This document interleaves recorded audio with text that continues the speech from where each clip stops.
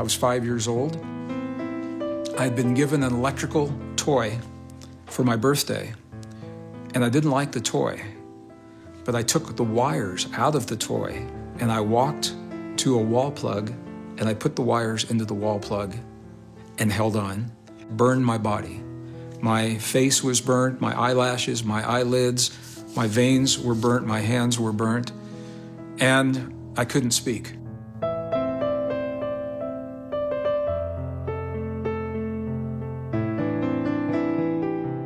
And while I was waiting for the medical people to come, there were other people in my room. My mother told me no one was in there, but I could see them. They were people that were helping to heal my body, that were not of this world. Not very old, 6, 8, 9 years. And my grandfather, I asked him, where do our thoughts go when we die? I was just like, I couldn't understand, where's our thoughts go?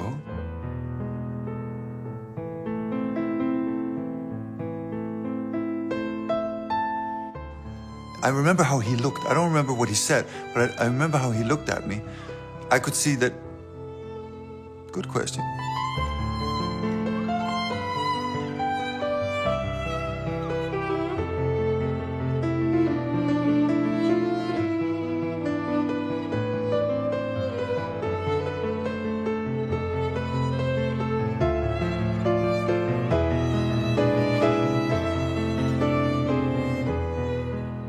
And as I was playing it, it's like I came out of my body. I went into another period.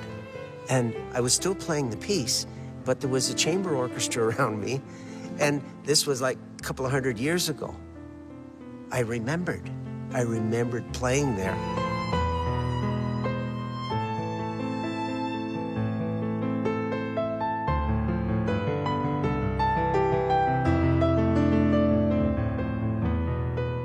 Layers and layers of energy, layers and layers of reality coming into this place. I could feel my body filled with this light, and I could feel this impulse of infinite love. It was excruciatingly divine. Do you believe in this?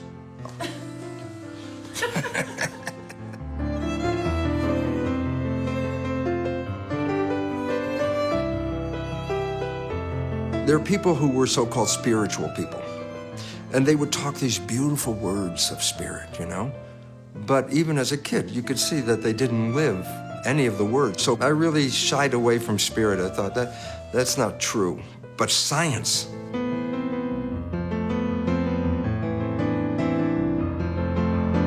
I'm not spiritual, right? Until this moment, and I realized, oh my God, where do I come from? The stars. Listen, my background, I'm an engineer. This is what I did for 40 years, 43 years of my life. It's extremely logical, it's very 3D, and everything fits in a puzzle that makes sense. I love that. When I started stepping into the esoteric, all of a sudden, there were invisible things that I could not explain that did not fit into the puzzle.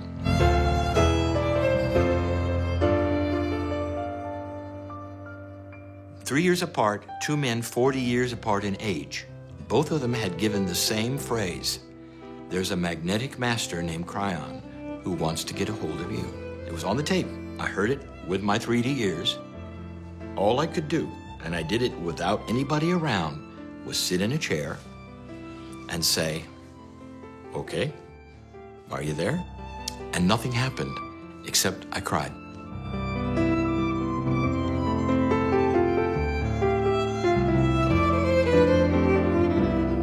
Is receiving information from a very high intelligence given the name Cryon.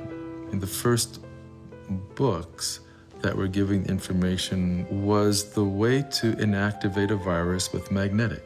And what was amazing to me is that what was written in the book was describing exactly the types of experiments I was doing at USC with the AIDS virus.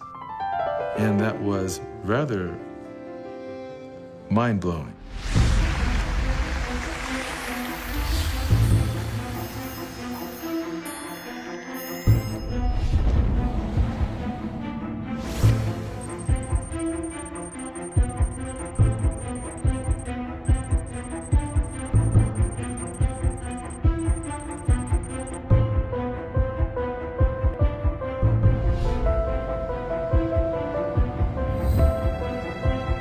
Shalom.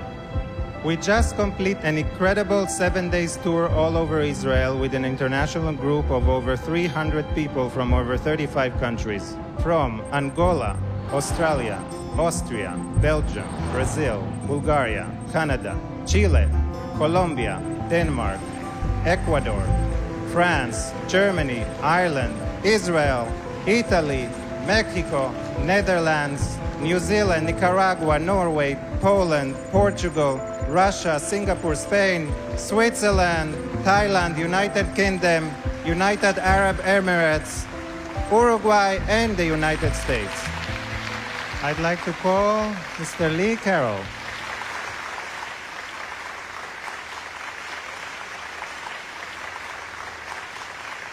You're interviewing for the first time an esoteric channeler, which almost nobody believes is real. When I speak about Cryon says this and Cryon says that, you know, this sounds really strange to people, so I just wanted to know. As an engineer, you have to understand there was a bridge to cross. My wife at the time, she took me to a channeler. I didn't want to go, but it was her birthday, so I went. This man sat in front of me and did basically what I do today. I laughed, I didn't believe it, but it was recorded. 3 years later, she said, there's another guy I want you to see. And I said, no. She said, look, it's only gonna be 15, 20 minutes, come on. So I went and I didn't like it, and I told her, never again. And then I got to thinking about something, and that is I heard them both say something that was interesting. They both said the word Cryon. Greetings, dear ones. I'm Cryon of Magnetic Service.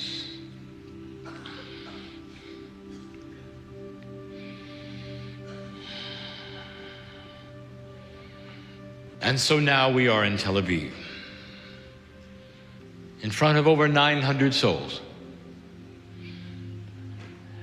Is the man in the chair pretending? Or is there something here? I want you to take a moment and look at the reality that is before you now. Listening to a man in a chair, and you're told it is the voice from beyond. There is always the question, is it real? Can humans find a time when they will allow space for what they don't believe is possible? It's not going to take long before your scientists start to see what I'm going to be calling the field. The field is a benevolent, harmonious vibration. And if you harmonize with it, with your consciousness, you activate your cellular structure. Those who could totally and completely harmonize with the field can control physics.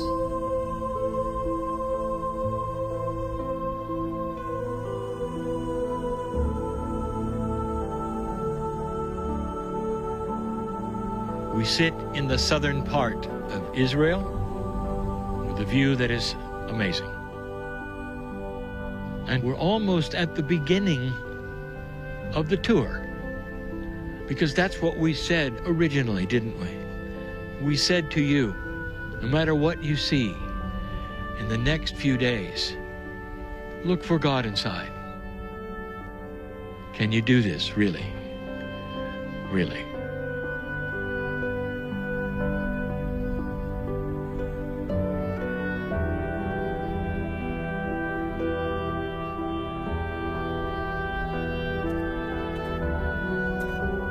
I was born a sensitive kid. I was always aware of that there was something out there. About the age of 40, I was walking on Harrow-on-the-Hill. We lived in London then. Halfway up the hill, suddenly it's like somebody sticks a Cuban cigar in my back. And it's hot. And it's like burning. Even the dog stopped. He looks at me, I looked at him and go, "Ooh, something's happening." When you light gas, you have this whoosh, and it's lit, all at the same time. That's how it felt. I became, within 30 seconds, an electro-hypersensitive. I suddenly have the feeling of like moving fields around my body. So I went up, sat quietly under a tree, and I started playing with my hands, with what I could actually feel. And that was the beginning.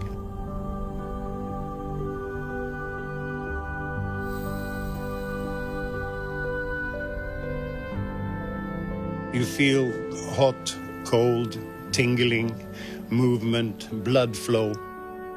You can be pulled, you can be pushed, you can be affected from hundreds of meters. It is not connected to distance. It's the ether, the field.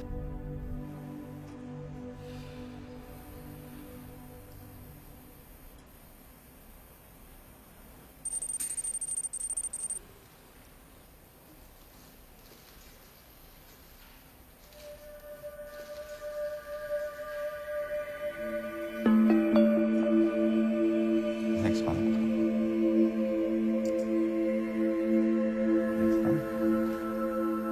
We are emerging from fingers. We all light beings. We all emanate photons all the time. So we are emerging light coming from your fingers in electromagnetic field. I invented this instrument about 20 years ago. This system designed for doctors. They can detect very detailed analysis of human condition. My name is Konstantin Korotkov. I'm scientist, professor in quantum physics, biophysics, Laser physics, atmospheric physics, cosmic physics. medicine, constructing different instruments. More than 200 papers published in peer-reviewed journals, 11 books translated to many languages. So, of course, I was pure materialistic.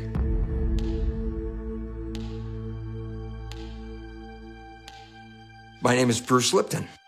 I started out as a young child with a Russian Jewish father in the United States in the McCarthy period. When I grew up in that McCarthy period, no matter how much they were against Russians and Jews, Albert Einstein was a hero of the world. And he was a Jew, and so Albert Einstein was my hero. That led me into science.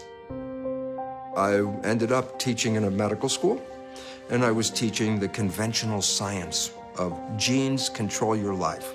And this is an experiment that I did that changed my whole life. I have 50,000 genetically identical cells in a petri dish. All the cells came from the same parent. I split the cells into 3 different petri dishes. I changed the environment in each of the dishes. In environment A, the cells form muscle. In environment B, the cells form bone. In environment C, the cells form fat cells. Now you're left with a question. What controls the fate of the cells? And the answer is not the genes, they were all exactly the same. The only thing that was different was the environment. But at this time, which is back in the early 70s, all the scientific world was so wrapped up in genes that when I tried to show my experiments, my colleagues looked at it and said, no, that's, there's just an artifact, it's not real. I left the system. I knew I was teaching the wrong information, that genes do not control things. Next one. We had this experiment in Mr. Ramon, and idea was to see whether we can detect influence to people from different parts of the world.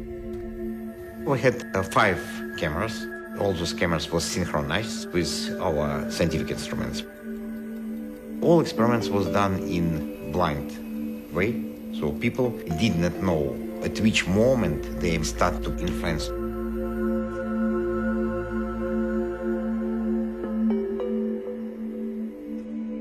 There's layers around the body, and they go from 1 millimeter from the skin and out to a certain field around the body.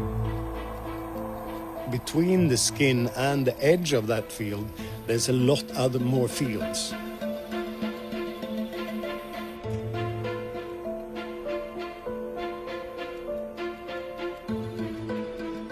When I start off by almost touching and then I move slowly backwards, I am looking for the field that gives me the strongest sensation in the palm of the hand. When I find the right field, that field will start pulsing. Now, the pulse to me is just about the most mystical thing in the world, because I have no idea what the pulse is.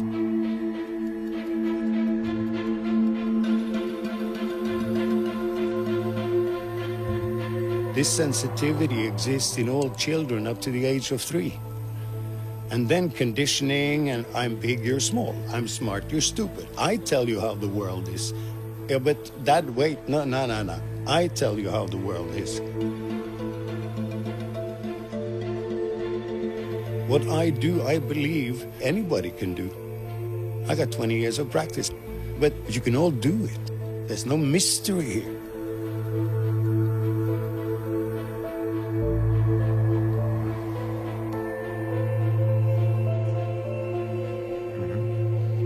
Energy increased dramatically. Different holes, they are related to different dysfunctions of the body. Before it was many holes, and after it became much more rounded. It is no doubts that it was really clear effect. My name is Trum Aronsen. I am a Moxiteca, a closed, open-hand practitioner. I left the system and I started to study quantum physics.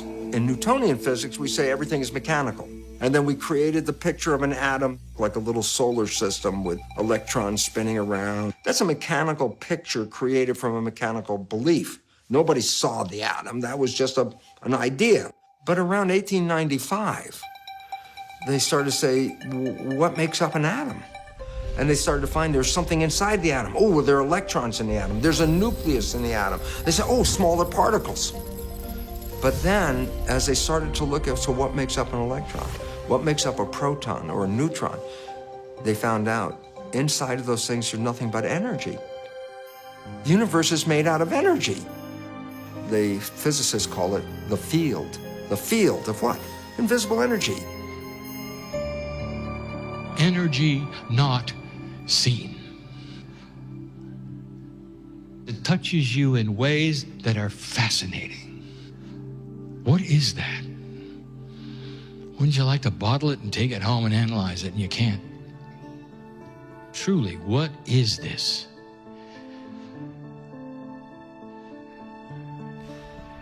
Instead of looking and saying, maybe there are missing laws of physics we don't know about. But this is the human propensity. Take what is known, observe what is unknown but there, and place it into the boxes of the known.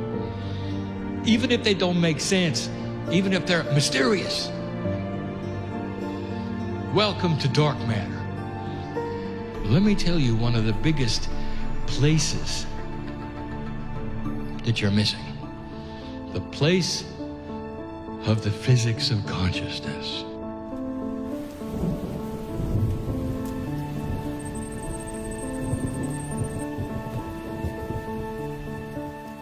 I worked in the Princeton Engineering Anomalies Research Laboratory till I retired in 2002.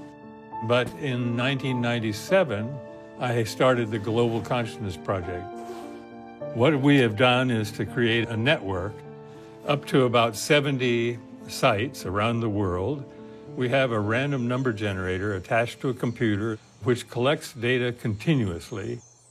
A random number generator is diode and a circuit that pushes electrons through a barrier.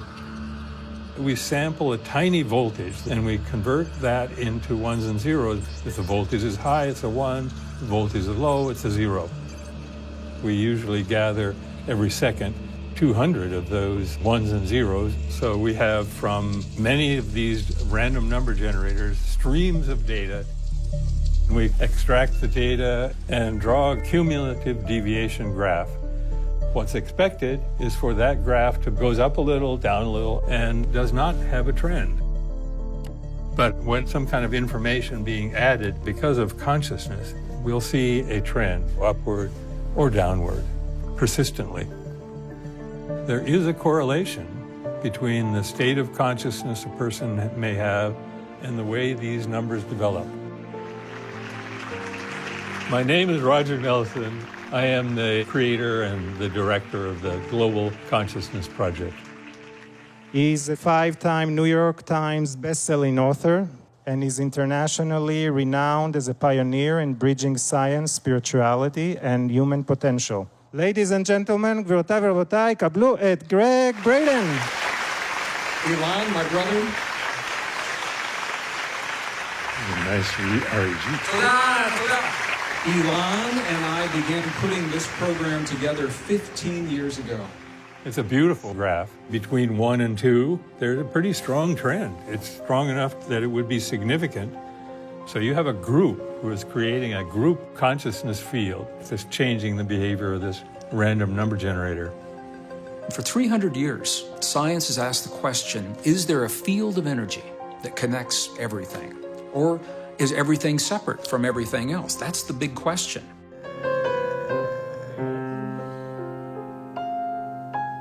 The field is the energy.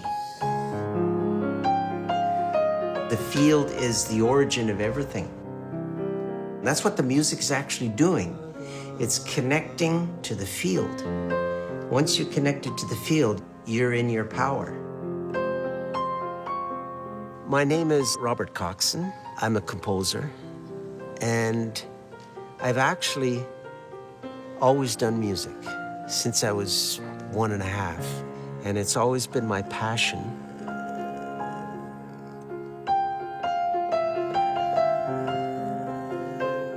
I always believed that when I studied chemistry and geology and biology and physics, that what I was doing was understanding little pieces of a greater power. It's just that people didn't talk about it. So I never separated science from spirituality. I asked the question, rather than separating science from spirituality, what if we marry these two great ways of knowing?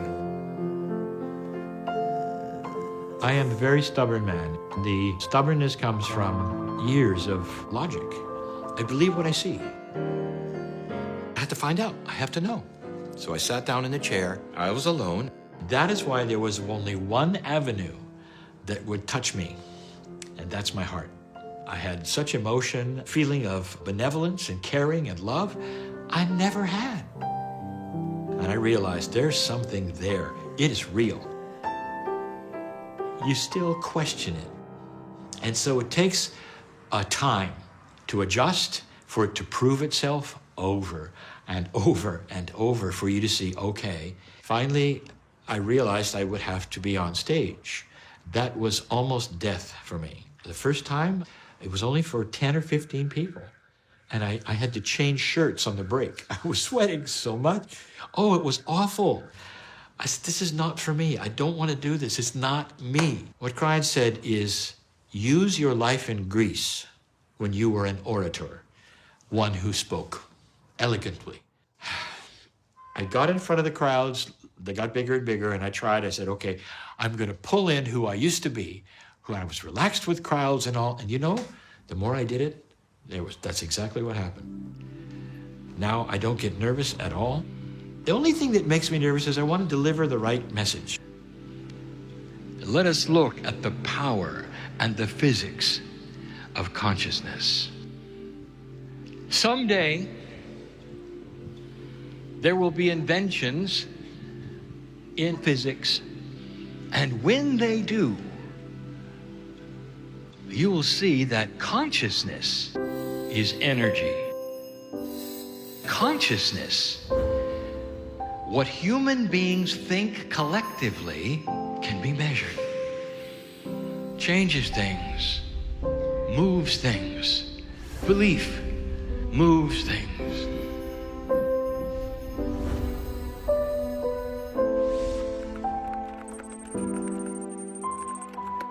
My name is Lynn McTaggart.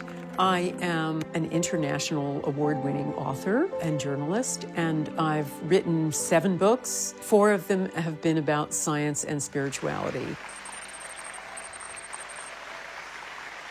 Hi, everybody. I wanted to put the idea that our thoughts are an actual something with the capacity to change physical matter to the ultimate test. And I wasn't really sure this was going to work. The idea was to see whether it's possible to detect change of parameters of water under the influence of collective intention from other parts of the world. This is our setup in St. Petersburg, Russia. The water sensor is our little bottle of water right there. Bottle of water with sensor. We apply very short electrical impulses to water, and we're measuring response of water, conductivity of water, pH of water, negative potential of water, so it's a combination of different parameters. I developed a special sensor, Sputnik. This sensor can respond to human consciousness. We're measuring distribution of standing electromagnetic waves in field, so it's physics. In simple words, we are measuring condition of space depending on amount of negative ions, positive ions, interrelation between them, and of course radioactivity as well, plus geomagnetic field. I turned on this measurement in totally automatic mode and I left the room, so I closed the door. So I didn't know at which moment they make this influence. In Miami, it was daytime. In St. Petersburg, it was practically midnight. Are we ready? Okay. A deep breath in and a deep breath out. Deep breath in. Visualize that bottle of water. See yourself connecting with it. See your mind traveling all the way over to St. Petersburg and sending attention to that water. Our intention is to send love to this water so that it becomes part of our hearts and becomes pure and more alkaline. Keep feeling the connection with everybody in the room. One big consciousness.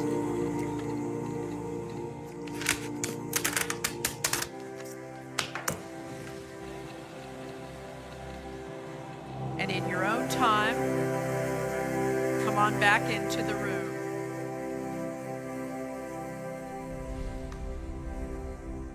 We ran a water experiment yesterday, remember it?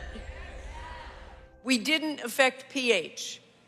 We didn't change the light emissions, but we had an extraordinary effect on the environment around that water. Every bar, it is 10-minute measurement.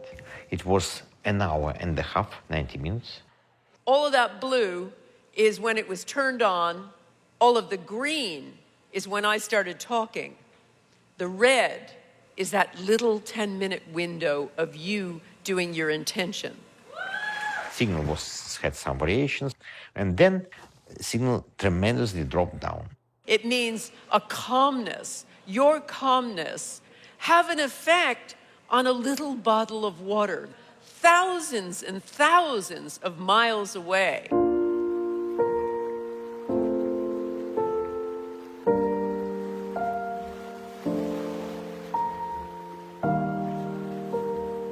This threshold opens a door in what you have called the field, where there is no time, there is no space, there's not a place, it just is. Some say the field is the other side of the veil. Some say the field is a magic place where your soul can go and relax for a little while before it comes back.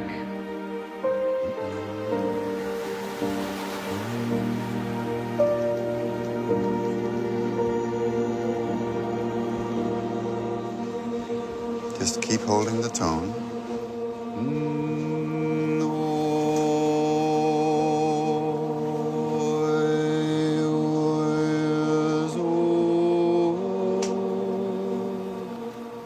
We are floating in the Sea of Galilee. When you float, you are not connected to the land. None of you right now are grounded. So we're going to talk now about the soul.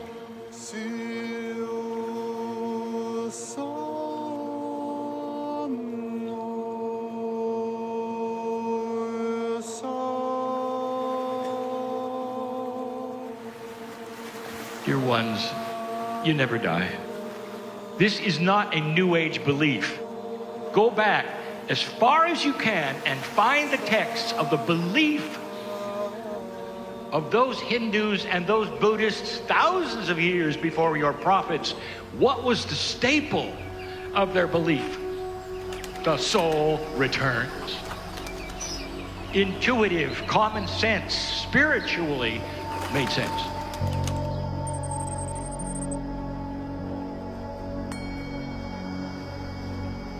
Me and my twin brother, Hemant Kumar Bhaduri, he is an astrologer and also practice the purest form of the Tantra. We live in Varanasi. This city is very ancient and a center for knowledge.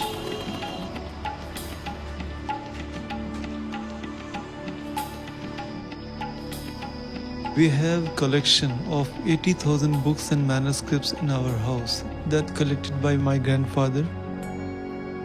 Tantra, yoga, astrology, Ayurveda and philosophy. Also alchemy in these books. Some of them are really very old, more than 1,000 years.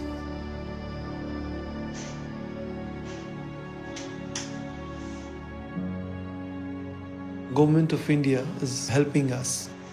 They scanning. Till now, they calculate 7,732 manuscripts.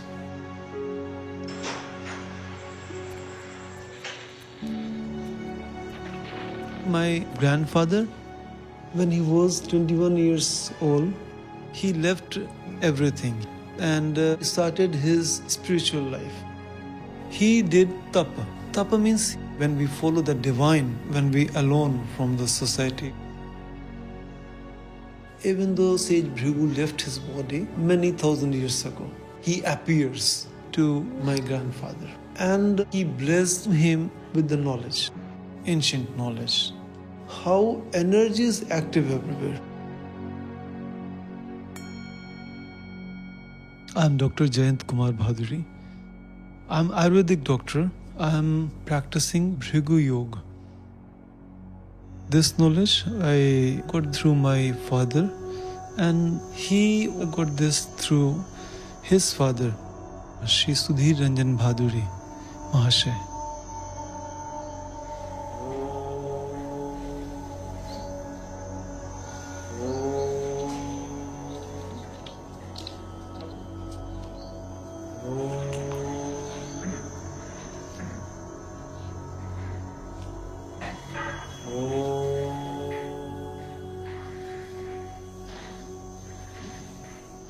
According to Indian philosophy, soul is observer, inside.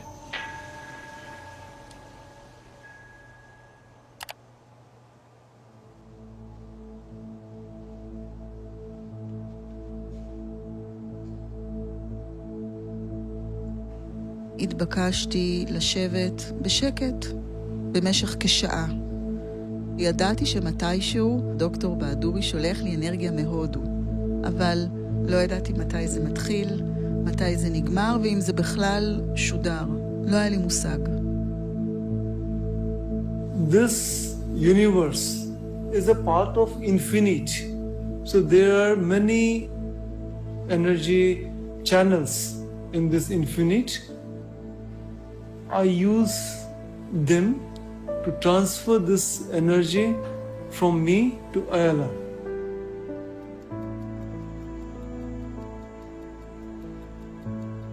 We believe that everything is one.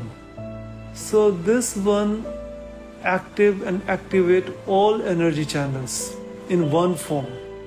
So Ayala is not separate with me. I feel that she is very near to me.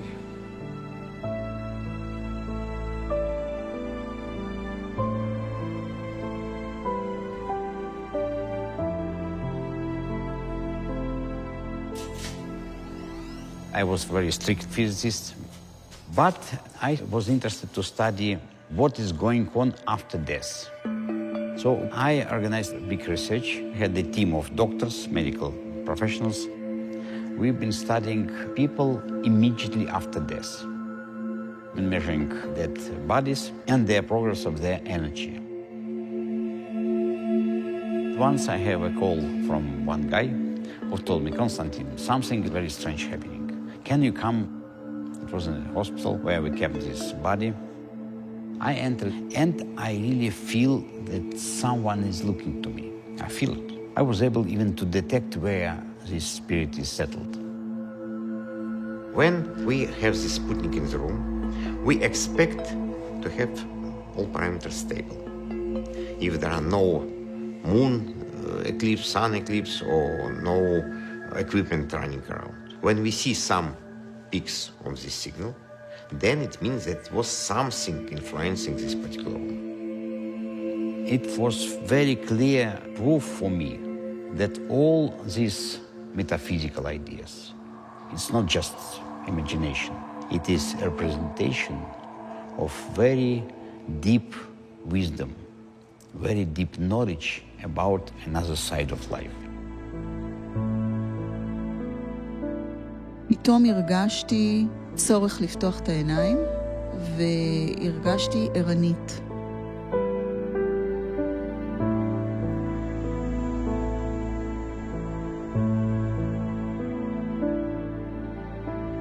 This is measurement from random generator, and this measurement from Sputnik. As we had time code on both graphs, we were able to see that when he finished, we had this strong peak on both graphs. We did this measurement twice to be sure that it's not just random variations. In this second experiment, he enters this increase of signal, then he starts meditating. Again, it's increase of signal, and signal is coming up, then it's coming, then he stops, but signal still is coming up. It's after effect. If you put these two graphs together, you see it's practically the same. Different type of measurement. It's amazing. Thousands and thousands of kilometers from India to Israel, Dr. Baduri was able to change physical process. And what does mean physical process? It means physical reality. I wish to speak of the prophet Elijah. Pretend for a moment to serve Elijah, the name of Elisha. And Elijah comes to you and says, I want you to write it down, because I have chosen my time to ascend. The transformation began. A light as bright as the sun. It was almost too bright to see, to look at. Elisha was touched. He almost couldn't write, couldn't speak, because he felt that light. He knew that light. He was seeing something. He was seeing the soul of Elijah. As Elijah began to raise this vehicle and ride within it, Elisha continued to watch. And then Elijah was gone. He wrote it the best he could. And you can find it today in the old scriptures. First human who got to see the higher self. That's what the higher self looks like. If you could see what's in you, the eyes that Elisha had, you would see the same light. All over the world, they know that word, to ride in the beautiful chariot, almost like you're going home.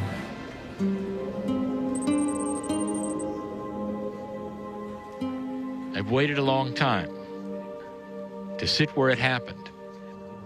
Same dirt, same place.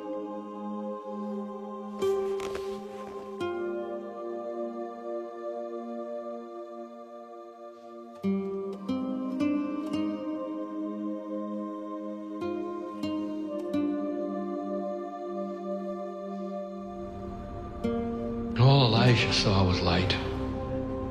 And yet now we tell you this is simply the DNA field fully activated. There's a field around you. It's a DNA field. It's a consciousness field. It is not your brain. Consciousness is not biology. It is the quantum portion of the DNA. The 90% that is not understood by science is the quantum portion.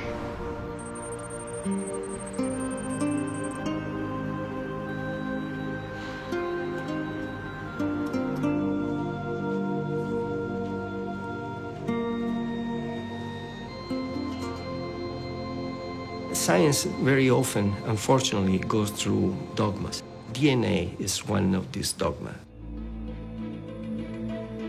Only 1% is coding DNA. These are the genes.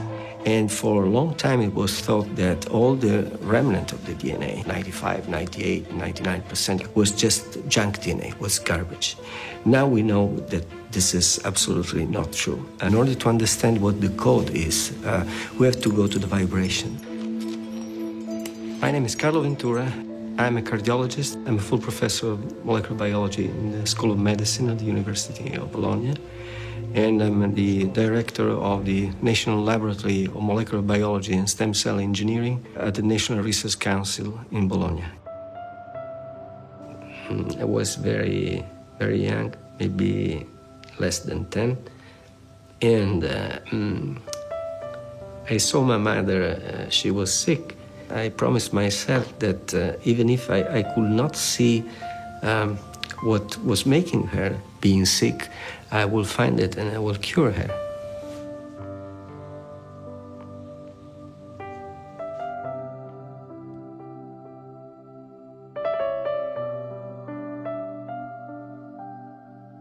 Then I decided to become a doctor. Since I was a kid, I was fascinated by playing with the invisible. Playing with the invisible means playing with information, playing with energies, playing with forces. These forces, they have intelligence.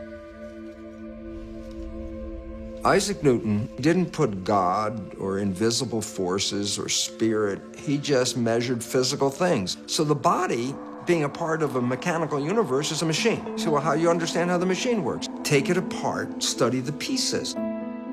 So they were taking apart the body. They found there were cells. And then they took the cells apart and they found that cells are made out of protein. And the question is, who makes proteins?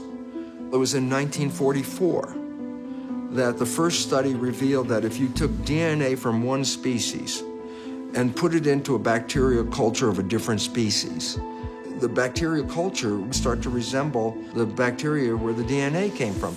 So then they said, well, the DNA makes the protein. The next question is, who makes the DNA? Well, this is where science got screwed up. DNA is a double helix. In an experiment, they separated the double helix, so I have two single helices. And they put those into a solution of building blocks. And they pulled it out, and it was a double helix again. The answer is clear. DNA makes itself, and DNA makes the proteins. The end of the search. Once they found the DNA was important, they threw away the protein. Well, they threw out the control. The control was in the protein. And proteins respond to environmental signals. Inside this the dark area, which is the nucleus, you have 2 meters of DNA. Each folding, each loop of the DNA, that has a vibrational code, it has an electromagnetic emission. It's like flying, it's continuously vibrating. Nothing is stable. Our genes working as a symphony, and that's the symphony of life.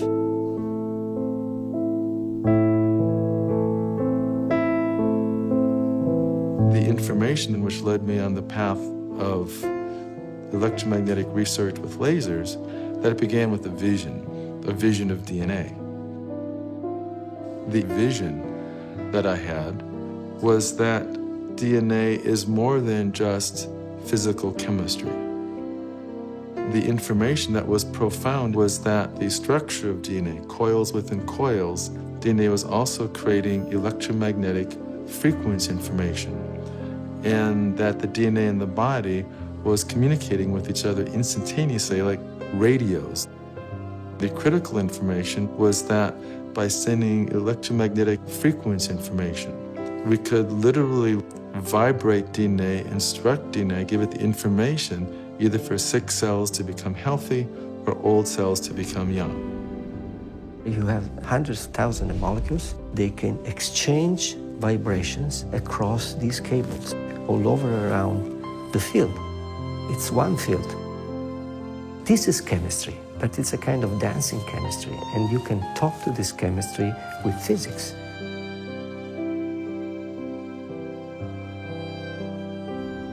The outer surface of the cell membrane is there are little antennas called receptors. And the receptors are responding to environmental signals. This is what changed my whole life in a minute because I wasn't spiritual. I realized it's not the antennas, it's the signal coming to the antennas. I'm like a television set, I'm playing the Bruce show, but the broadcast is coming in. And if the body dies, broadcast is still there, just like a television set.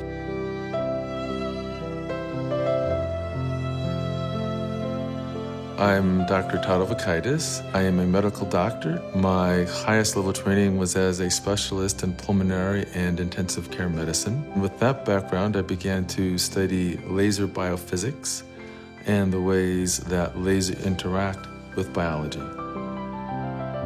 In 2010, when I produced the DNA book, we still thought that 90% of DNA was not functional. They called it junk DNA. It was only in 2012, I think, that they discovered what it did. And it does what Cryon said it did in Cryon Book 10. The field is a sub-reality that contains the potentials of everything that exists. The potentials of the future. Precognition is simply the identification of what is already there. It's just not the time for it yet, but it exists. It becomes a little bit difficult to understand the nature of such an intelligence, Cryon. But the information provided is particularly scientific. And I've been with Lee all over the world. I've seen this phenomenon time and time again. It is our ability to tune our hearts and minds into an energetic field in a way that allows information to be conveyed from one realm to the next. You can pull that information from the field. Intuition means you've tapped into the knowledge that has been stored in that field. The really good pieces, I don't feel that I'm writing them. And if I look at my CDs, and the most magical pieces on there, I have a very hard time saying, I, Robert Coxon, wrote that. It's coming through. I don't know where my hands are gonna go, but they go to the right place, if I let them.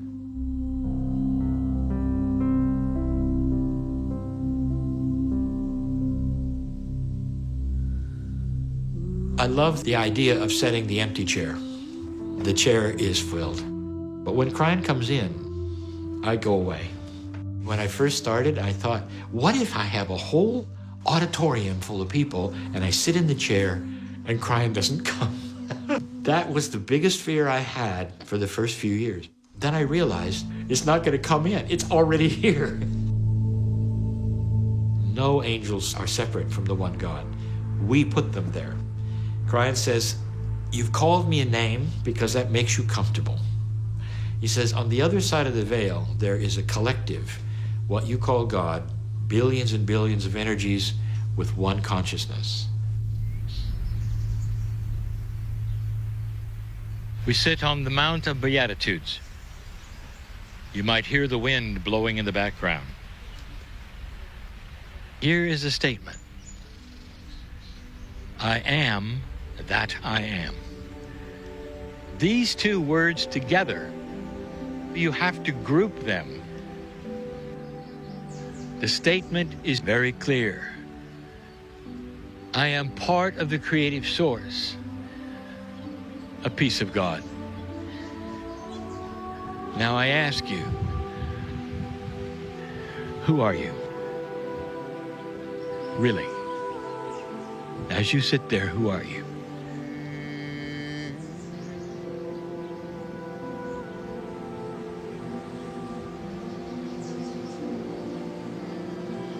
My name is Peggy Phoenix Dubrow, and you're asking me, who am I? I woke up when I was 22. That defines me. I was raised Christian, and I had learned that God was my father in my religion. But I didn't feel this love.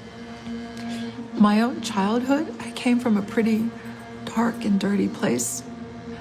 My father, he was a paranoid schizophrenic alcoholic, and he was very abusive to my brother and sister and I was the oldest. That's what drove me. I needed to know God the Father. So I sat quietly in the living room and I wrote, I want to remember God in every cell of my body, in this time, in this place, in this moment. It was like veils of reality fell away.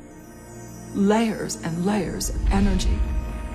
And then I could feel my body filled with this light and energy. I only knew I'm in this space that I just experienced the most exquisite divine love ever. And I just wanted to share it, and I just wanted to tell people God is real and God loves us as we are. The first thing I did after having that experience is I went to the elders of my church. The elders of the church said, we know who you are. We know where you live. We know what your life is like. You're dirty. Why would God talk to you? There was just no way. So I went quiet, and then I began to study. 15 years in deep study. And then I had a second experience. And this light structure started to radiate out, and the structure of the lattice showed itself. So it's fibers of light and energy. It's an extension of our sympathetic and parasympathetic nervous system that has feedback loops, infinity feedback loops that radiate. It is a system in our energy anatomy, like an energetic skin. And I started to see the lattice in people's energy fields. I've learned how to read the fibers of light and energy and what they have to say. We are light.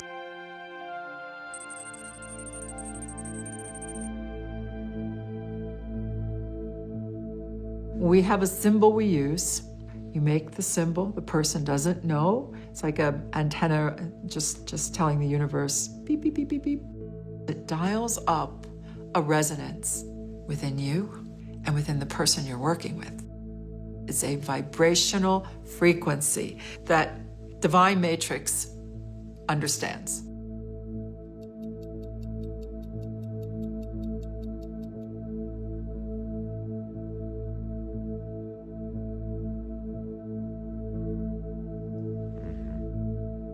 This is interesting that it was big jump of parameters, very unexpected jump.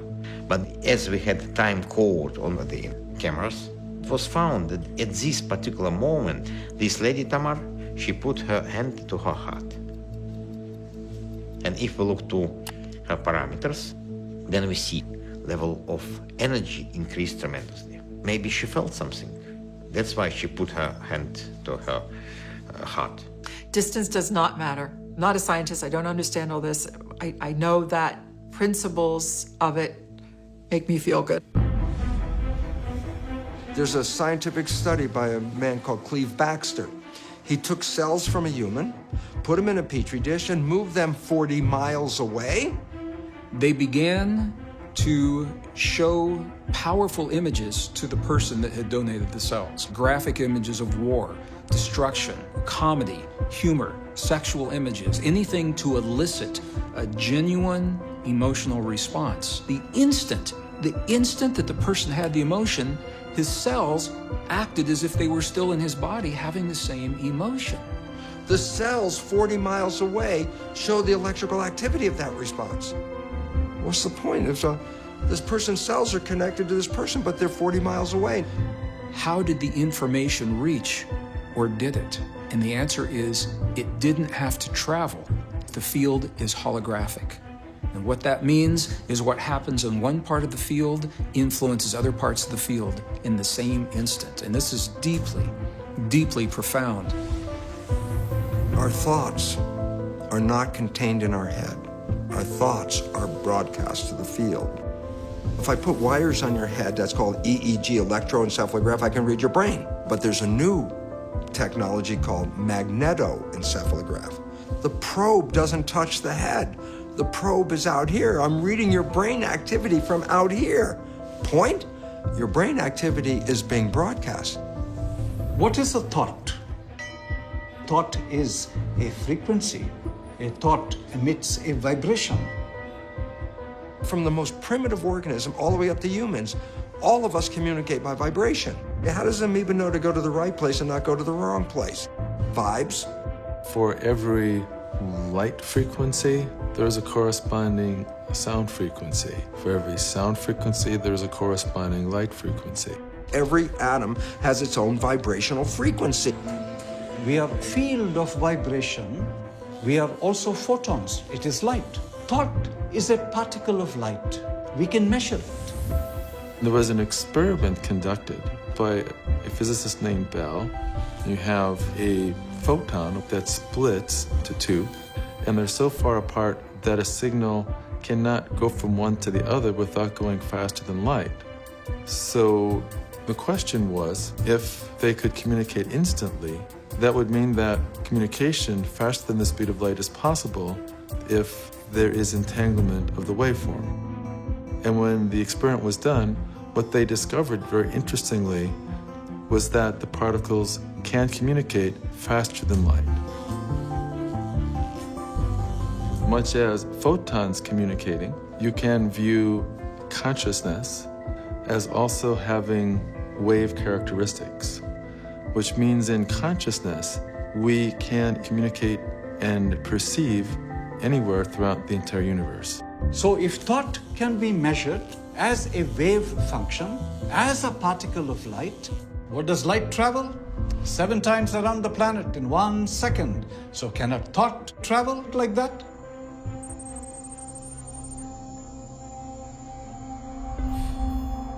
My name is Krishna Madappa. I run an Institute for Science, Spirituality and Sustainability in the US. My education has been engineering sciences, mechanical industrial engineering, biophysics, and psychoneurobics. That has led me to deeper understanding into the sciences of light.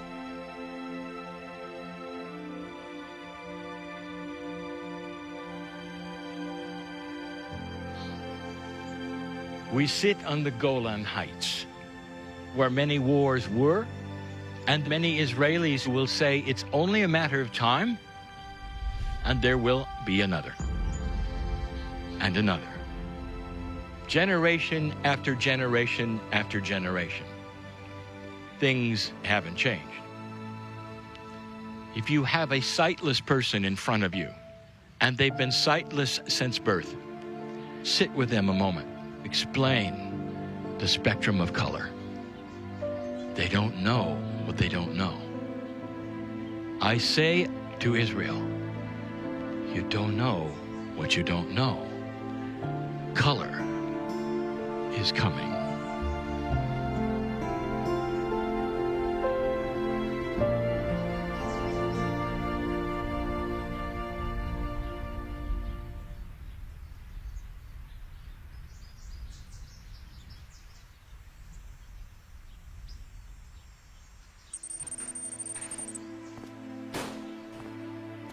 When I was 3 years old, I was kind of drug off to our local community church. I can remember my little feet hanging over the pews. The minister was up there with a sermon talking about a vengeful God. I was looking around at the big people all standing up and doing their things. I had this deep insight at that moment. Wait a minute, you can't be believing this. This was utter nonsense. I grew up in a small farming community, and my grandfather was the mechanic for the community. He fixed all the tractors and cars, and I would spend a lot of time hanging out with him. So I developed very early on a natural curiosity for how things work. What are radio waves and electricity? I was never satisfied with our explanations of what is an electric field or what is a magnetic field. As I then went to college and became an electrical engineer and worked for Motorola, fixing high-level communication systems, that really didn't feel like it was my path. Something was just missing. Another sports car in the driveway wasn't going to do it. There was still that deeper hole, something that I was really here to help humanity.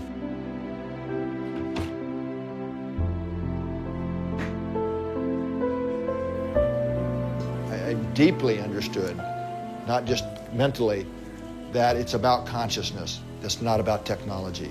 Technology is not going to solve the world's problems until consciousness shifts. I'm Dr. Roland McCready. I am Director of Research at the HeartMath Institute.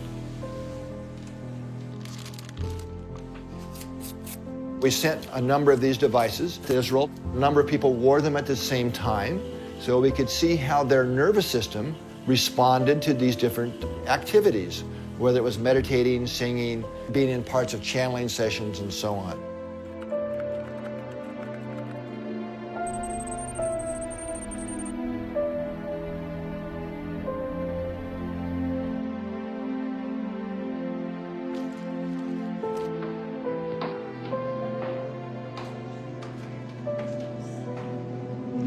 Keep the tone as soft as you can. You just keep the tone going and listen to the others as if we were one voice, as if we were all one voice. Very softly.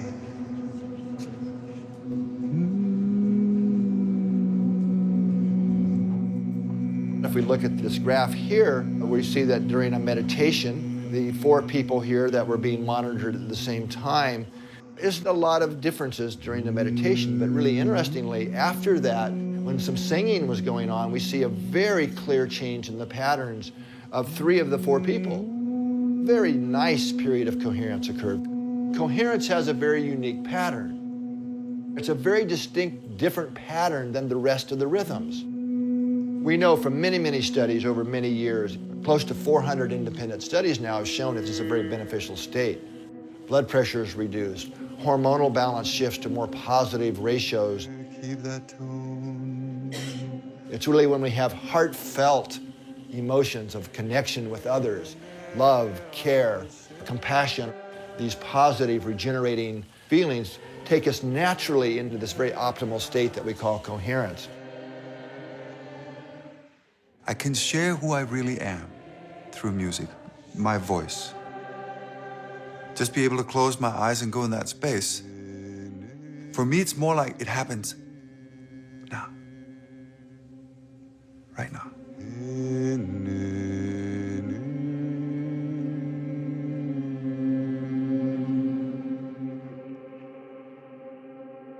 When I sing, that's when I pray. As I wrote in my song, you know, the one that started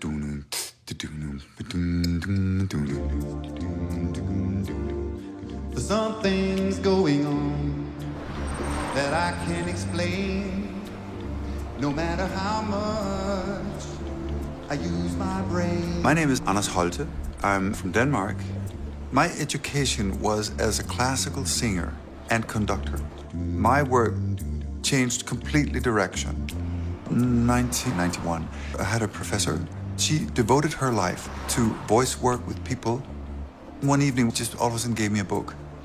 It was a book like so many books that talks about the possibility that there is a greater universe, a greater existence happening beyond just this 3D world. And I was reading this and I was crying and crying and crying and crying because it touched a point in me as if someone had recognized me. Oh, there is this option. I can feel this again. Oh, yeah. And when I was singing, I began to realize much more clearly what is going on when I do that. I had always loved it, but the consciousness was the difference. 'Cause when I sing, that's when I pray. Again. Oh, right. All right. Is this beautiful? This is John. Where are you? Good question. We're in the field. This is John. We found our scientist. How cool is that? So I think we can...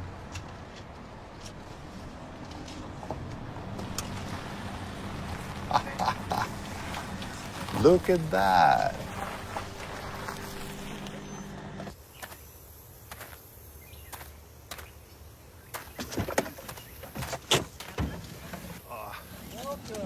Oh, thank you.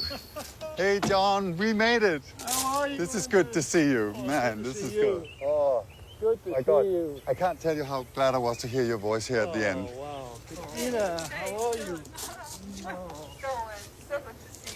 Wonderful to see you. This must be the most beautiful located laboratory in the world. I don't know about that, but it's certainly a beautiful spot, isn't it? Oh my Wow. God. I'm looking forward. Oh, this is fantastic. It all started back at the Great Pyramid in 1997. 3 weeks before I was due to go out to Egypt, I severely injured my lower back. I thought I would have to cancel the whole mission, but somehow I managed to get into the pyramid. Other people carried the equipment. The experiment that was designed was to make visible the resonances in the sarcophagus. I set up the experiment, then I stretched PVC membrane across the open top of the sarcophagus. Then I sprinkled sand on the membrane, and when we switched on the sound, this is just pure tones, electronically created tones. A whole range of ancient Egyptian hieroglyphs started to appear in the sand. First one was the hieroglyph for backbone or spinal column. It was writhing about like a snake. Antiquities inspector, he was like, "How you do that? How you do that?"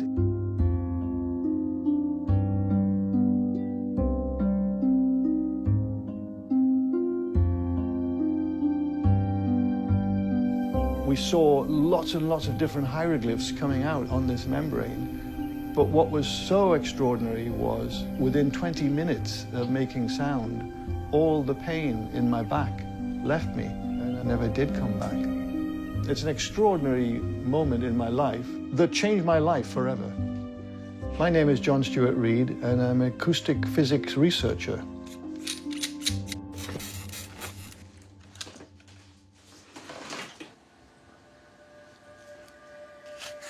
Pythagoras said that music could be used in place of medicine.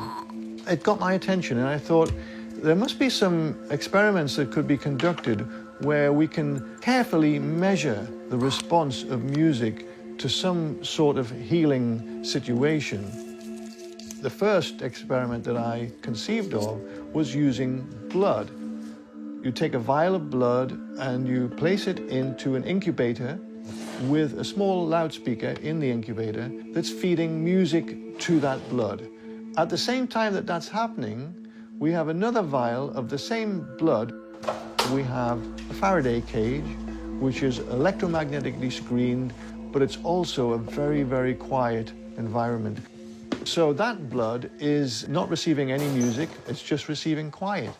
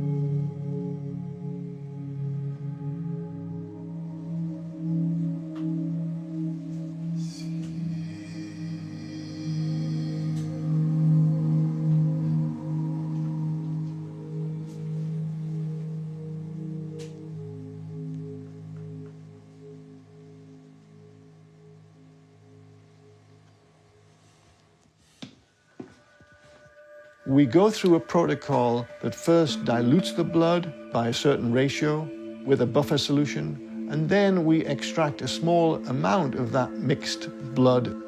When we put that blood into the cell counter, it will tell us how many cells are actually live and what the term is viable.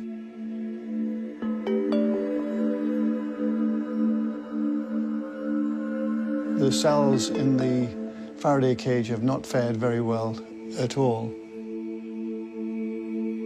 Mostly dead.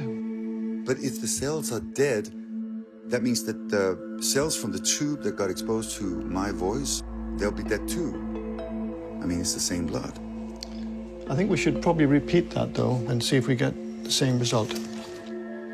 Let's try counting the cells.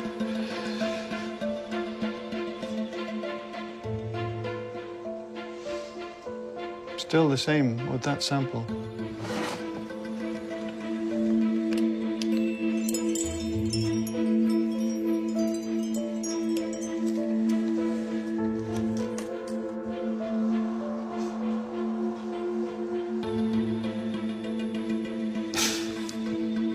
I hope you can see this.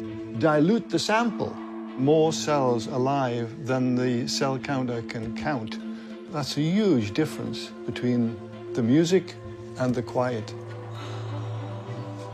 Is that true? Well, look. This is amazing. So I think we should repeat and see if we get the same result. Another. Above the range that it can count, cells that are transiting towards being dead have been actually re-enlivened to the extent that so many of them are now alive. It's really wonderful. An amazing result. Absolutely amazing. When we have a heartbeat, it creates a pressure wave, and that allows the hemoglobin molecules take in some oxygen from the blood. The low frequencies from Anders' voice are creating the similar sort of pressure waves that allows the blood to uptake the oxygen. People say, okay, Bruce, you're studying cells in a plastic petri dish. What does that have to do with me? It doesn't make a difference to the cell if it's in a plastic dish or a skin dish. It still responds to environmental signals. So the environment is controlling the cells. But between the environment and the cells is the mind, and that does interpretation. If you open your eyes and see someone you love, your mind interprets love, and you release beautiful chemicals. Dopamine for pleasure, oxytocin for bonding. If I take the chemicals from brain that perceives love and put them into a plastic petri dish, the cells grow beautifully. If I take the chemicals from a brain that perceives fear, the cells stop growing and they start dying. So you're the one whose thoughts change the chemistry, and the chemistry controls the genetics. So all of a sudden, you're not a victim of your genes, you're the master of your genes. We are on Mount Hermon, and it allows a view into Lebanon and Syria. Not too far from here, a dark army without borders. Consciousness you have carried around for eons and eons, and the darkness that you have seen could fill libraries. Where do you take your cue from? I'll tell you, from the past. Isn't it time to change that? You can change the past because of what the future holds. It means that the consciousness that expects a good future will back up and change that energy that says you're nuts. It's going to happen again. It's going to happen again, because it always does. Things that are happening in the future can change the past. Did you hear that? We were able to send these cells back in time. So this was our experimental model. We grew cells for more than 3 months. This is a critical point where the cells are completely aged. They're not able to do anything. They start to die. we found is that exposing our stem cells to radioelectric field, we were able to send these cells back in time. And the cells started to proliferate again and to differentiate again. That means making our cells baby again. It's like a time machine. Sound, magnetic field, light are all diffusive energies. They can pass through the body. Our work has involved creating a new type of laser technology. We can take the waves that start out coherently and redefine their movement such that the waves are now exactly out of phase. And when we do that and combine the waves together, the wave patterns cancel each other out. So we've created a new form that you could almost call invisible light. When the laser is constructed in this form, it goes much more deeply than ordinary laser. Instead of stopping at the skin, we can go deep into tissue. Our earliest experiments particularly involved working with HIV. In studies done at the University of Southern California, where we completely removed the virus with no harmful effect upon the cell. Our work in Africa has taken that further, creating a combination of nutrition plus waves with extremely good results. Our most impressive case, a patient from South Africa who had virtually no immune system left, a normal CD4 count, under 200 is AIDS, and this patient started at a level of 23. 6 months later, there was no detectable virus. Following him for 5 years, his immune system recovered to a high normal 1100. The viral load was undetectable at that point.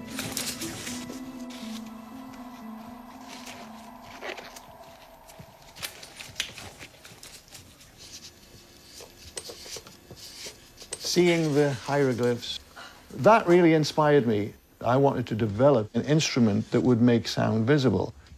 Ultimately, I developed the Cymoscope instrument, which uses a very small volume of water that is exquisitely sensitive to vibration.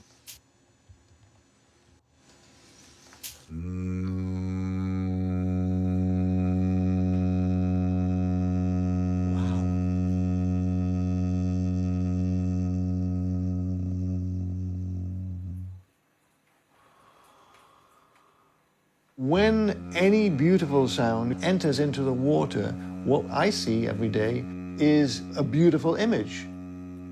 Beauty begets beauty. We are 90% water. Think about the membranes around every cell in our bodies receiving a beautiful pattern, a harmonious pattern. Those cells are all going to be beautifully massaged and feeling, wow, we're being supported here. And there's a very clear change when you compare a healthy cell sound with a cancer cell sound, which produces ugly pattern. So it's a whole new science. Yes, it is.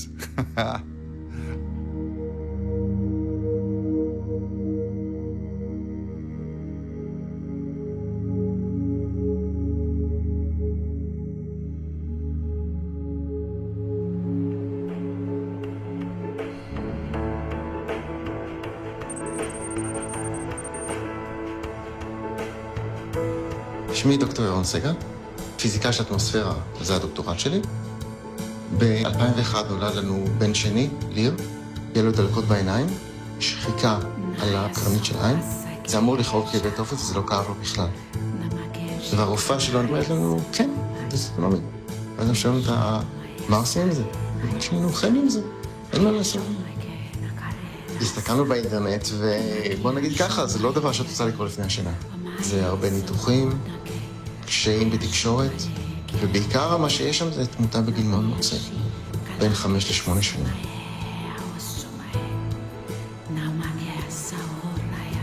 אנחנו קוראים לו שודו, לטעות, כינוי.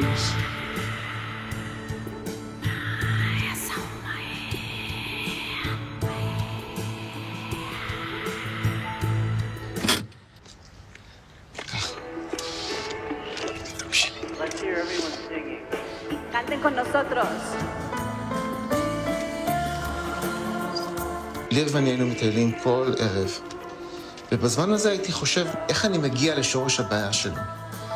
לקחתי את הפיזיותרפיה, והבנתי שמדובר בתהליך שמשדר אנרגיות נמוכות, תהליך מאוד מאוד מדויק, שהוא מכוון רק למערכת הספציפית שאותה אני רוצה להפעיל. ומזה הגעתי לתדרים. באיזשהו שלב עלה הרעיון של אם יש פעילות מוחית, היא משדרת החוצה בתדרים מסוימים, אני יכול לשדר פנימה את אותם תדרים, ובעצם להפוך את התהליך הזה.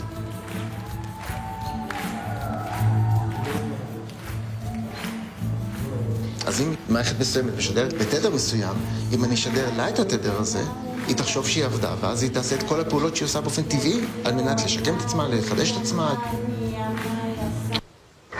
מה אבא? אוח, אני אוהב אותך, ילד שלי. ואז ב-2006 כתבתי הצעת מחקר ראשונה.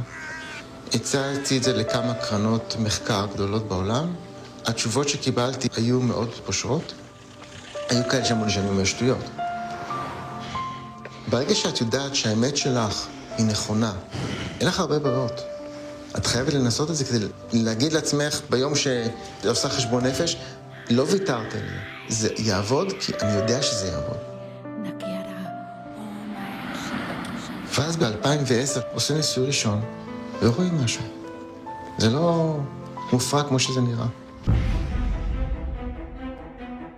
אלה חולדות שעברו פגיעת גב. עצם זה ששידרנו לה מערכת, שדה מגנטי, אחרי חודש אנחנו רואים שיש איזשהו חיבור מחדש של החלק הפגוע לחלק הבריא, ואחרי חודשיים זה חיווט מחדש של חוט השדרה. החולדה הזאת חזרה ללכת. השדה ששידרנו להם עזר להם לתהליך השיקום שלהם. היה לנו שני מטופלים, אחד מהם קיבל טיפול ואחד מהם הסכים לא לקבל טיפול. הבחור הזה לא קיבל טיפול שלנו, לכן בעצם רואים שהסיבים מתחת לאזור הפגיעה כמעט ונעלמו אחרי 4 חודשים. לעומת זאת, הבן אדם שטופל, אחרי הטיפול שלנו רואים עיבוי משמעותי של היכולת הולכה מתחת לאזור הפגיעה, ואיזשהו סוג של חיבור בין החלק הפגוע לחלק הבריא. בעיקרון אמרו לאותו מטופל שהוא לא יכול להזיז את הרגליים אף פעם. בסוף הטיפול הוא גם הצליח להזיז את הרגל. גוגל התלהבה מאיתנו כי אנחנו הלכנו עם מתודה מאוד מאוד קשוחה. כלומר, אנחנו צריכים לגלות איזה תדרים מתאימים לאיזה תפקוד שאנחנו רוצים, וכשאנחנו לוקחים את זה לניסוי קליני ומוכיחים שזה אכן עובד. בטח, כל העולם יגיד לו. לא, אני אומר את זה הרבה פעמים. כל העולם יכיר לו תודה. כי אם זה לא היה זה לא היה. It's a human cardiac cell, contracting, beating. By this sensor, we are recording this trace here. It's a vibrational code. We can listen to the sound produced by this vibration.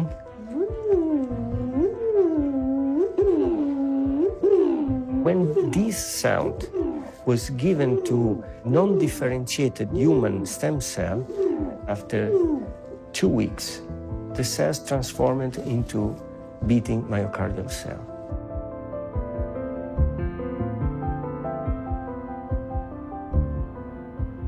These are cardiac myocytes derived from human stem cells. They became exactly like the cells from which we recorded the sound. My main work in regenerative medicine and trying to fix a broken heart.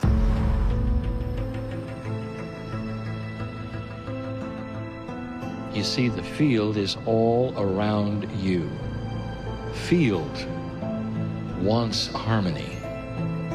And what that truly means is that unbalance in your chemistry will result from unbalance in your personality. You've heard everything that I have had to say about the beauty of compassion and what compassionate action means, and you listen and you listen. There are those who said, well, I'd like to harmonize, but I've had a whole life of a habit. This is just the way I work. So right behind your forehead is a lump of brain called prefrontal cortex. This is the conscious mind. The conscious mind has wishes, desires, aspirations. What do you want from your life? Creative. Conscious mind is about 10%. The rest of the brain, 90%, is called the subconscious mind. The subconscious mind is primarily habits, and the fundamental habits didn't come from me. The last trimester of pregnancy and the first 7 years of your life, your brain is operating at a low vibrational frequency called theta, and theta is hypnosis. How do you learn to be a member of a family, in a community, in a culture? You watch other people. You focus on your family, see how they do everything. You learn from everybody else. So the programs that you get for the first 7 years are not yours. They came from other people, and they pass that on to you. But the problem is, it's not just the previous generation, the generation before, the generation before, so we pass down through the family. Here's the problem, big time. Science has found that 95% of our life, we're thinking. When the conscious mind is thinking, it's not paying attention. When the conscious mind is not paying attention, the subconscious program is the default. Well, if you understand that, then it says only 5% of the time you're running your life with your creative mind, the wishes and the desires and what you want. 5%, 95% of your life is coming from the program. Yeah, but the program is not your wishes and desires, it's other people's behavior. 95% of the day you are playing programs that psychologists tell us are limiting, disempowering, self-sabotaging. All of us, every one of us, every day, plays programs that we don't see, and they're not ours. All we see is the result. And we go, oh my goodness, this is not what I wanted. Yeah, but this is what you created.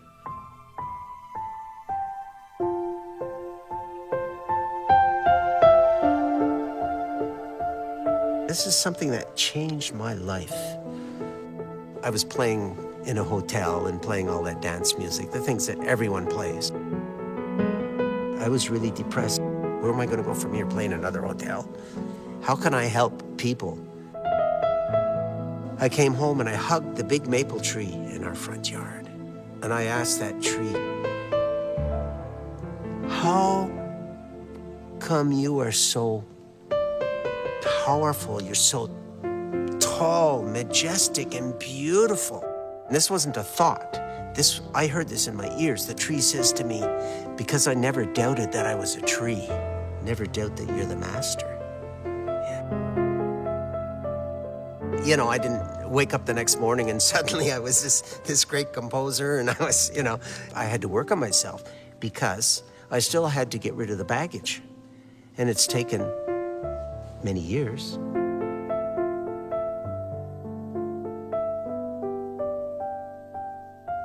How we limit ourselves. Oh, I'm too short for this. I'm a woman, I'm not a man. No, if you say something great about yourself, you're recognizing the God within, and that's so important.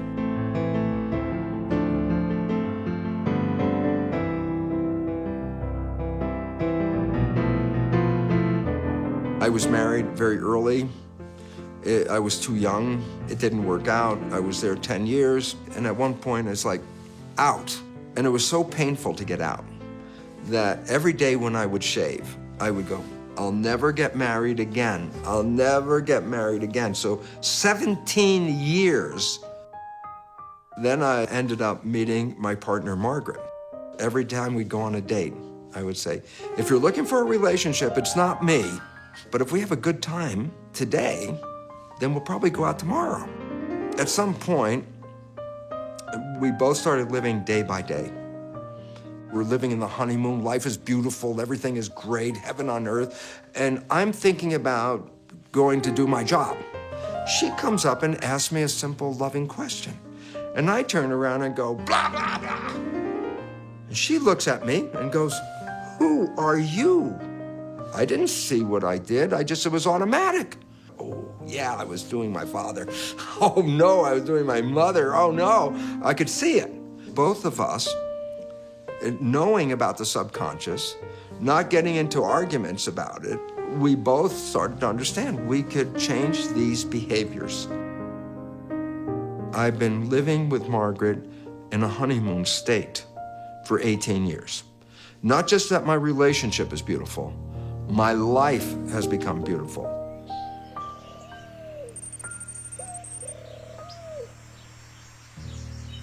Have you felt it yet? The profundity of this trip. It's just another tourist area, right?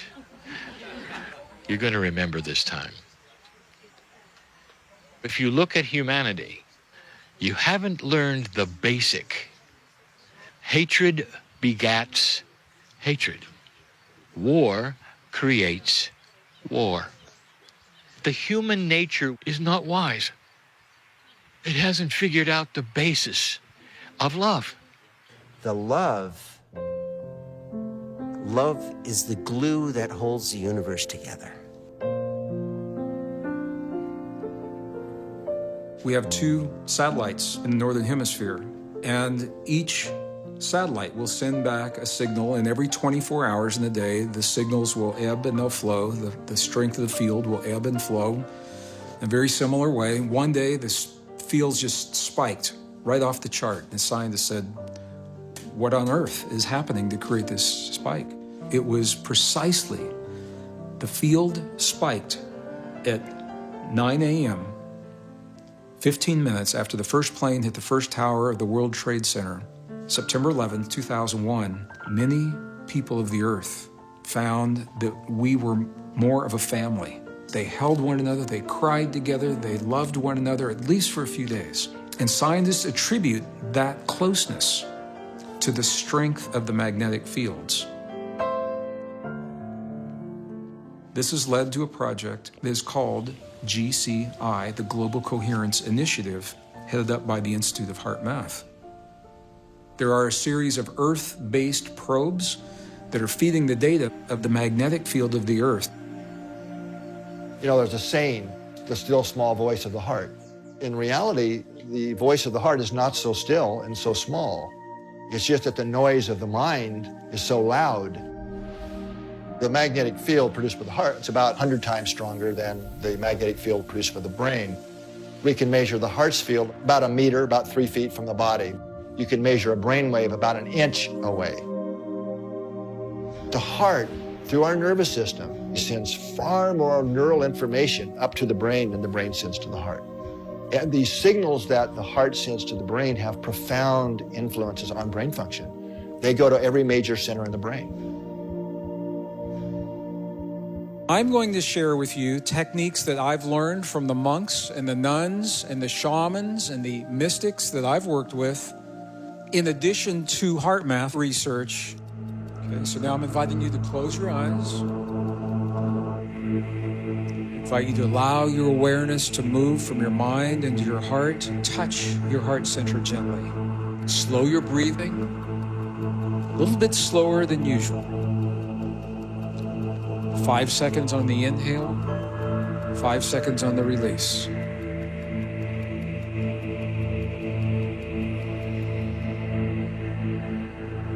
Five seconds on the inhale. Pause. 5 seconds release. You're creating a very, very sacred space in your body. It's the connection between your heart and your brain. When we can create coherence between the heart and the brain, we create signal that can be measured electrically, 0.10 hertz. It's a very low frequency. When we get coherent, physiologically, lots of things we can measure how the heart and brain are becoming more synchronized, but we're also accessing intuition. When we are in optimum coherence, we are connected to the magnetic field of the Earth. So we don't necessarily have to go to quantum effects and all of this. We all live within a magnetic field here on Earth. Our heart's magnetic fields are coupled to the Earth's magnetic field, and it's the big carrier wave. We're doing some innovative experiments to ask that question and prove it. So one of the first studies in California, Some of the volunteers were in the southern part of the state, some in central, some in north, and they were going about their normal lives for 30 days. What we found is this group of people's heart rhythms was synchronized, a slow wave synchronization. How can this be? The only thing that could explain this was if they were synchronizing to a signal that they were all exposed to. And that turned out to be the resonant frequencies in the Earth's magnetic field. The next question was this happening globally? So we had groups of 20 people in 5 countries: California, Saudi Arabia, Lithuania, New Zealand, and in the UK. We had all the groups around the world do the meditation together at the same time. 15 minutes, the group globally became more synchronized in their local groups to each other, but they also became more synchronized to the Earth's magnetic field in a significant way. In fact, the data has even surprised us that we are far more interconnected and synchronized with the Earth's magnetic fields than we ever would have predicted.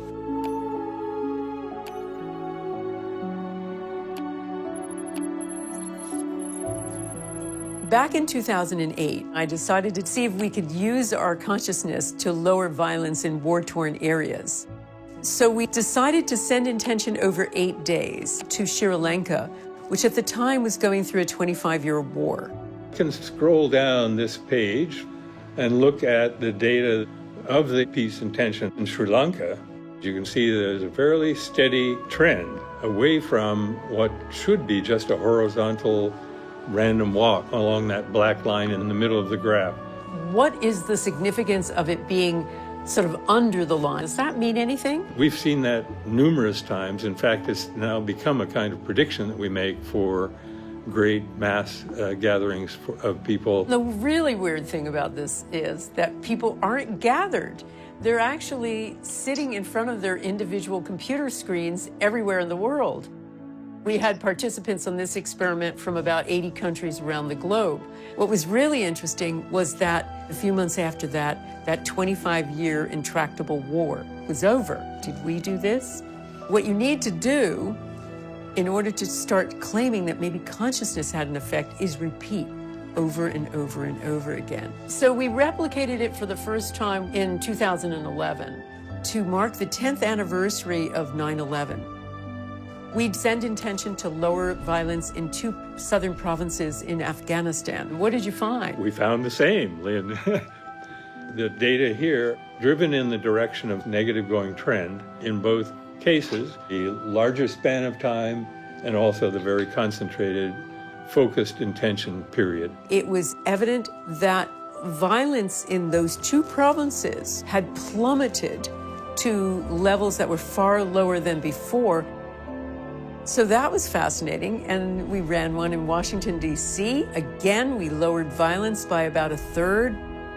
That was just really confirmed again in September, October 2017, sending intention to lower violence in an area of St. Louis, the most violent street in America. In this case, we have a little bit of a positive trend, but then it takes on the very characteristic negative trend that we've seen for these kinds of experiments. A professor of statistics, Dr. Jessica Utz from the University of California, she provided an analysis. Crime went up in 3 areas. The only thing that went down, and went down hugely, it was by 43% compared to the year before, was violent crime in our area of focus, Fairground. It really says a lot about what group mind could possibly be.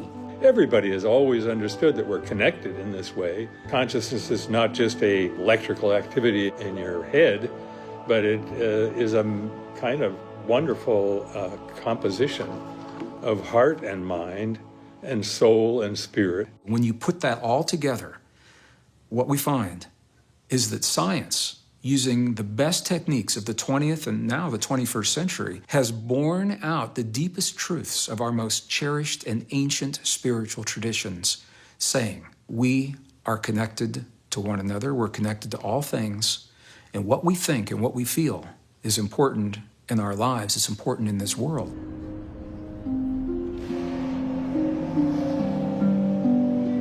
During the last years, in the late 1980s, the Cold War When the two superpowers at that time, the former Soviet Union and the United States of America, they came this close to doing the unthinkable and to unleashing nuclear weapons upon this world and civilian populations in a way that we've never seen. And I found myself working in the industry, hoping that that would never happen. By day and by night, I found myself researching the ancient texts of our past, the Hebrew traditions, the Egyptian traditions, the Andean traditions, the Sumerian traditions, all of the ancient wisdom, because I believe that those who have come before us left us the key to prevent the war that so many people believed we will still have. For that reason, my journey has taken me to some of the most remote, isolated, magnificent, pristine, beautiful places remaining in the world today, in the monasteries, in the libraries, and with the shaman and the healers, where they preserved the wisdom that we're only beginning to understand.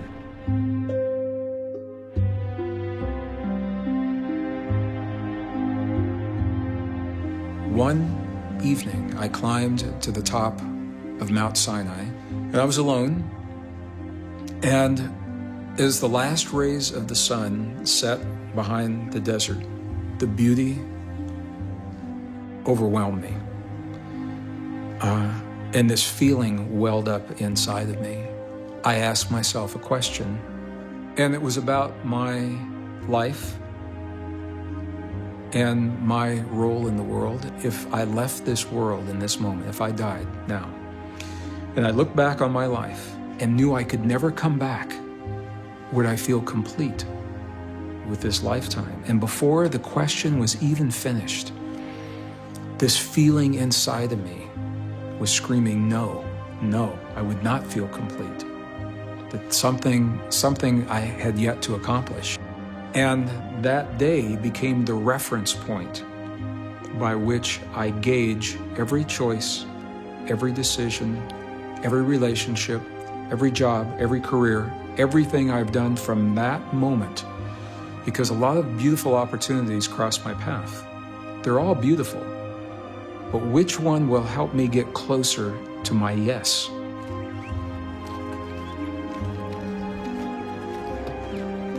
We now come to Qumran, the place where over 960 documents ultimately were found.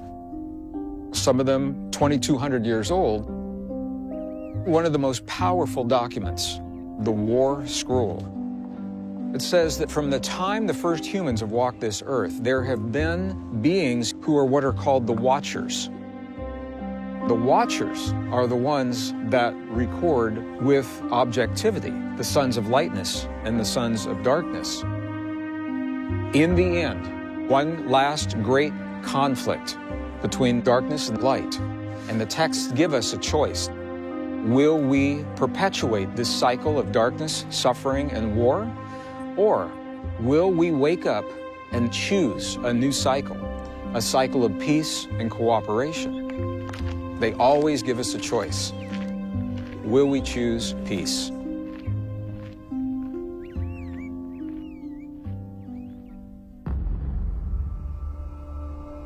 On one platform, there's what we will call dark consciousness. On one other platform, light consciousness. 2 years, we told you, be ready for the dark. It will not give up without a battle. And now the battle is here.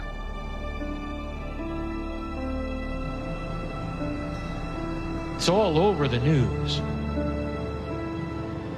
Everything that they are doing is calculated to scare you to death. Fear is black. If you shine your light and staying out of fear, the whole world will be brighter for it. Nothing can survive your light. Nothing.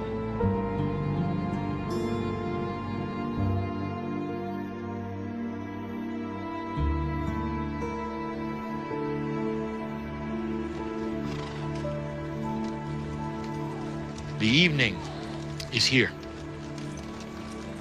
Not too far away is the Dead Sea. The breeze blows, the chill of the air is coming. We sit in a profound place, an ancient place. For me to give this the final message of the Israeli series. Have you ever wondered, Jew, what is the anti-Semitism about? What would create this? The conquerors would turn their eyes upon you and wipe you out, destroy the temples, or try genocide. Listen, Israeli. This is your field.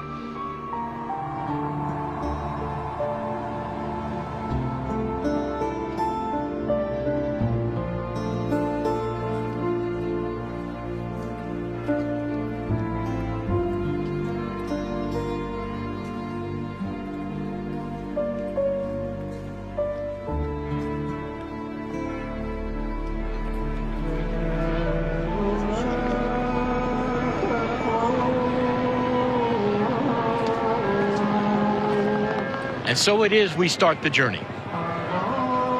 The city on the hill is where you are. This is and always has been the symbol for the new Jerusalem in a world of peace.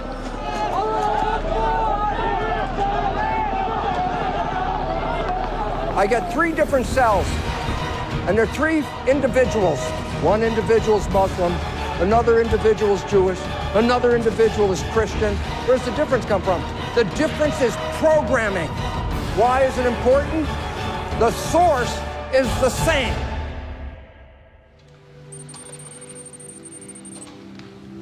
All the channels we've given you in the last week have been profoundly given in love. In love. The term the chosen ones refer to the Jews, chosen to bring this planet a monotheistic God, a one God, that the one God would then be seen by the planet, and eventually the entire planet would be unified with one God. But you're not done. And the next part is as hard as the first, because it is planetary as well. Dear ones, listen clearly. You are chosen to bring peace here. When will they say, and it's going to be so difficult? It's not just us, you know, it's them. The situation is more than difficult, it's untenable. There is no solution that you can see. But there is. And you do it with consciousness. That's what you're chosen for. The hardest thing the planet will ever see. Peace in the region.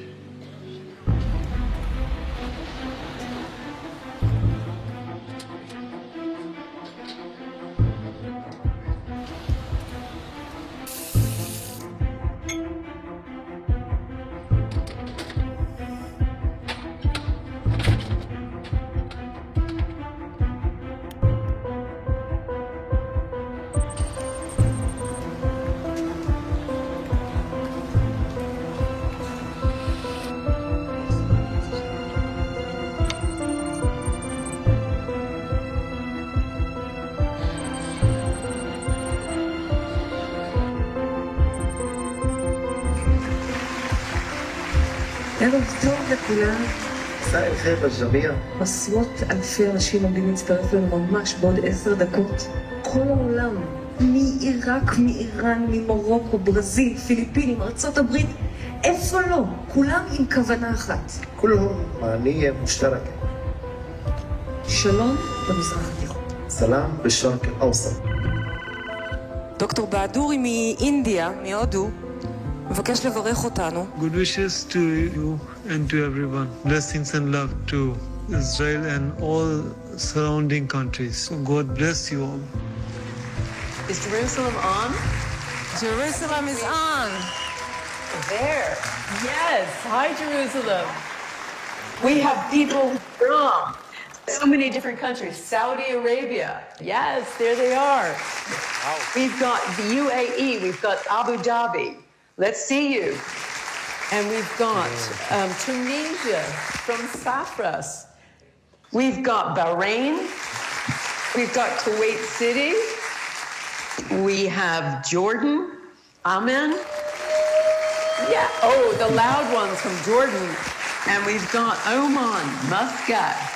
So we have people from all over the Middle East coming together, Arabs and Israelis, for a historic event. And we also have many thousands of people from all over the world participating on YouTube. One of the people responsible for this event is Dr. Salah Al-Rashed. And thanks to him, we are broadcasting in Southern England in Smartway Studio. So are you ready to begin now, everybody? एक चिंतन करिए कि एक स्वर्णिम आभा इस पृथ्वी पे चारों ओर फैल रही है. Our intention is to lower violence and restore peace in the old city of Jerusalem by at least 10% or more. Imagine it with your 5 senses. See people putting down their weapons. See people restoring peace there. See people hugging each other, hugging strangers, reaching across the aisle. Hold those intentions in your mind as you imagine yourself holding the hands of everyone on either side of you. If you're watching on YouTube, imagine you're holding the hands of everybody, all the thousands of people on this call.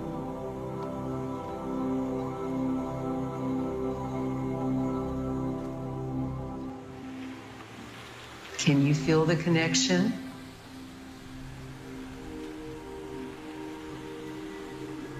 Are you seeing peace?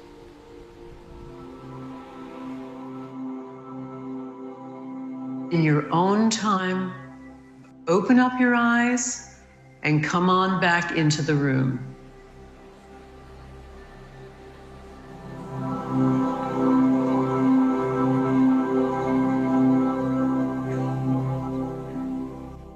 Would anybody like to talk to us about how that felt? Yes. So we have someone from Amman. Oman. How are you? It is amazing experience. We all here crying, our tears falling down. Like a commercial that you see on the road, and it was written, the peace is already here. Yes. Jeddah in Saudi Arabia. I saw myself there, and I felt very strong love for the Jews, in spite of our raising up to hate the Jews. We live in Jerusalem. We know it personally. This is so emotional.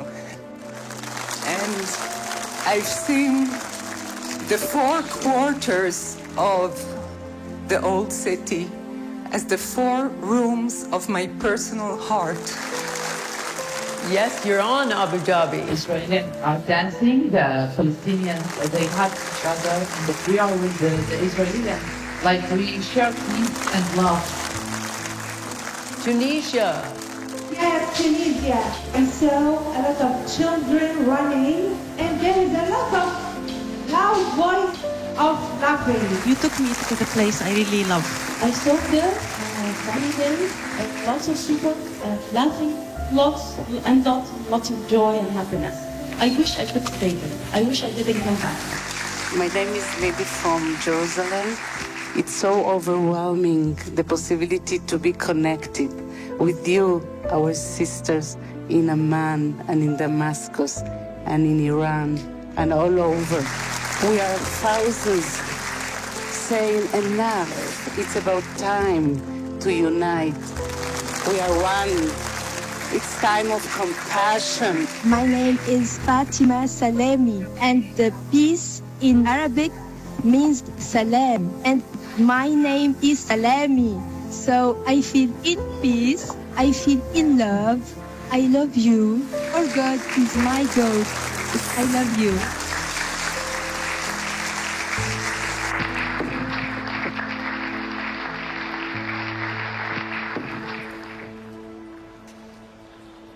I was unable to come here, so I asked my son to come to Jerusalem and to have this measurement. The moment when signal increased was at Jaffa Gate, and it was after people finished meditation. There is no war between us. There is only love. Number one, it was beginning of the experiment. But then after they had this collective meditation, it increased tremendously, really big difference.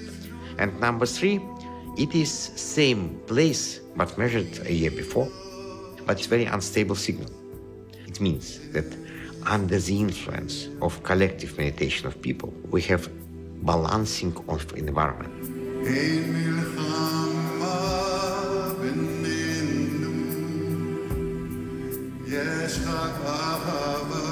What did the water respond? We had 5 sets of readings. Baseline, the water that just comes out of the tap. You had expansion, a contraction, bigger expansion, shrinking again. Inconsistency. The meditation began. Suddenly up, suddenly down, suddenly shooting up and going down. The water, when the experiment ended, various levels of spikiness. After the meditation was done, everybody shared their heart, tears came out, deep compassion, deep love. The luminous quality of the water was the brightest, consistent, harmonious, and symmetrical.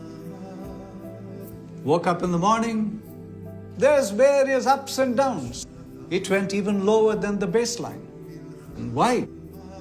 This water received all this love, and all of a sudden, c'est la vie, everybody is gone. I would like to ask you something. To sing the next lines with me. In the honor of that here in Jerusalem and here in Israel, there is more than one language. So I ask you to help me sing the next lines.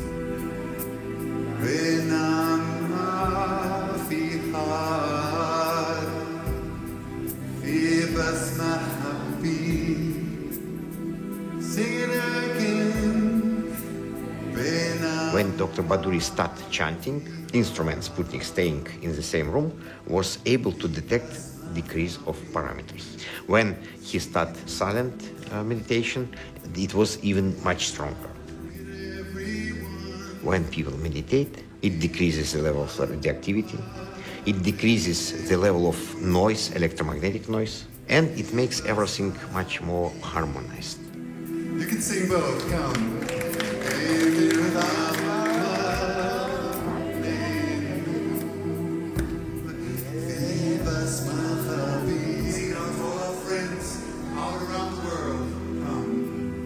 We looked at the data. It consists of 32 instruments placed all around the world, mostly Europe and America, but some in Australia, some in Japan.